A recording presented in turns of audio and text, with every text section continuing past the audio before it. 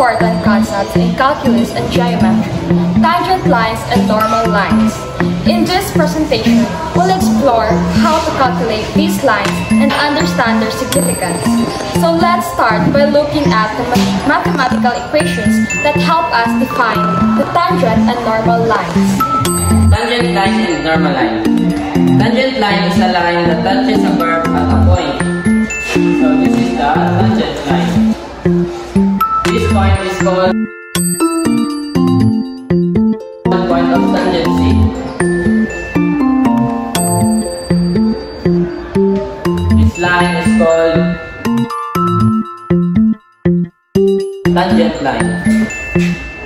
A line that is perpendicular to a line tangent to a curve at the point of tangency is called normal line. So this is our normal line.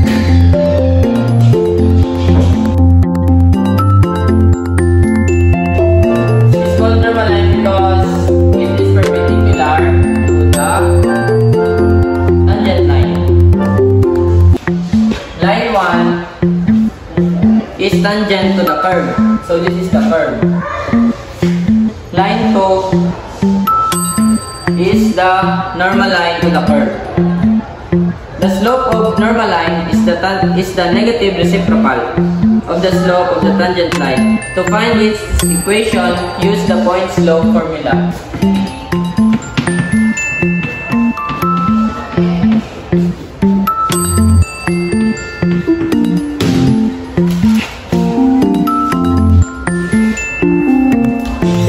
So this is the point slope formula.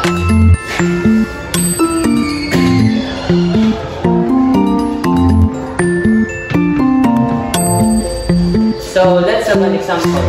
Find the equation of the tangent line and normal lines of the parabola y is equals to x squared minus 5x plus 3. Solution. So first, find the derivatives. Derivative of x squared minus 5x plus 3. Find the derivative of the exponent. Ibaba siya.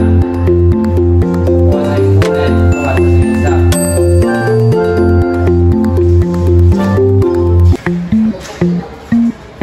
Tapos, ang 3, kay constant naman siya, magiging 0 na. So, ang maiwan. So, this is the derivatives of x squared minus 5x plus 3. Step 3. Point slope form. Y minus y sub 1 equals x. Open parenthesis x minus x sub 1 close parenthesis.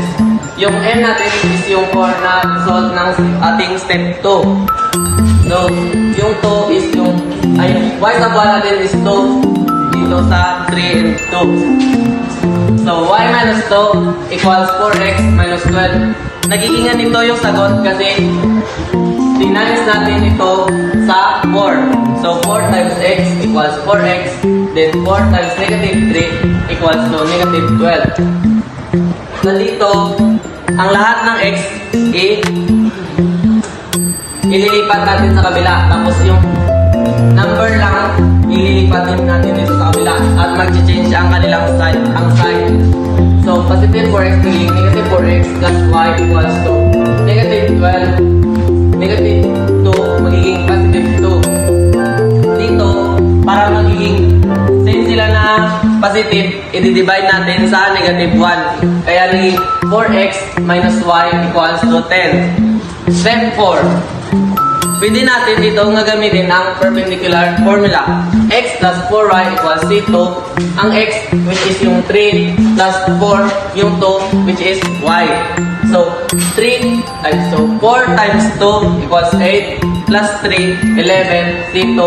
Tapos ito na yung final answer.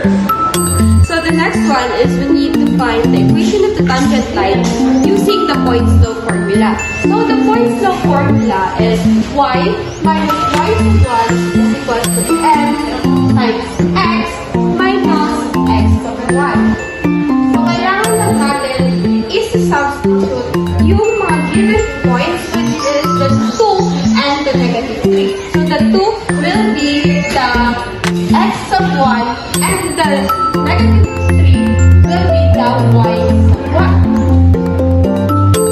So the next one is y minus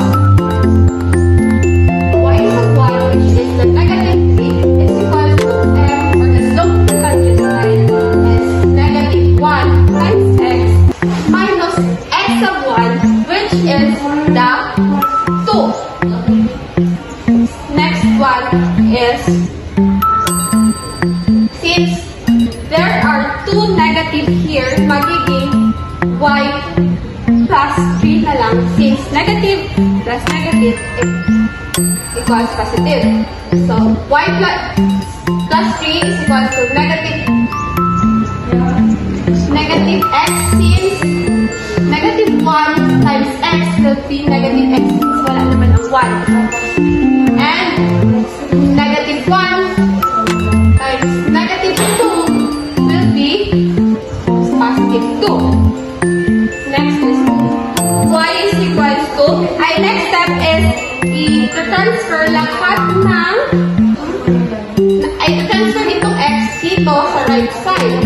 So, it will be y minus x plus 2 minus 3 since na-transfer. Magiging negative 3.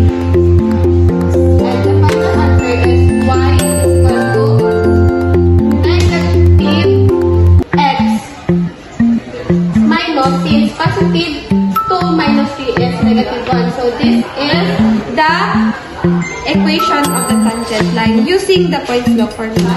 So, after we find the equation of the tangent line using the point-slope formula, next we find the slope of the normal line. We use the formula mn is equals negative 1 over m, where m represents the slope of the tangent line. Mn equals negative 1 over negative 1. Negative reciprocal of the slope of the tangent line. Mn equals negative 1 over negative 1. So that means the answer is positive 1. So after we find the slope of the normal line, lastly, we find the equation of the normal line. So here, we have the x of 1 represents the 2, and y of 1 represents the negative 3. So we use the formula y minus y of 1 equals to mn times x minus x of 1. So y minus negative 3, which is the y of 1, equals to 1, which is the mn is equals to 1. X, negative 2, and minus 2 represents the x of 1.